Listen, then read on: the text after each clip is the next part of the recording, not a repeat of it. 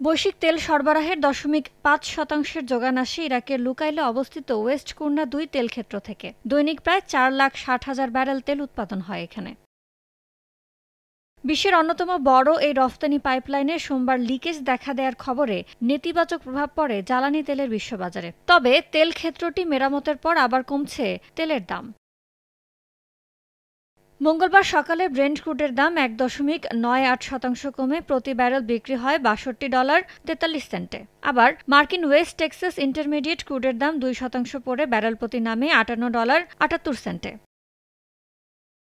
এদিকে 2021 সালের ফেব্রুয়ারির পর সর্বনিম্নে রয়েছে গ্যাসোলিনের দাম। ক্রমবর্ধমান মজুদি দাম কমার কারণ বলে জানিয়েছে মার্কিন বাজার বিশ্লেষণকারী প্রতিষ্ঠান ট্রেডিং ইকোনমিক্স। বর্তমানে প্রতি গ্যালনের দাম $1.79।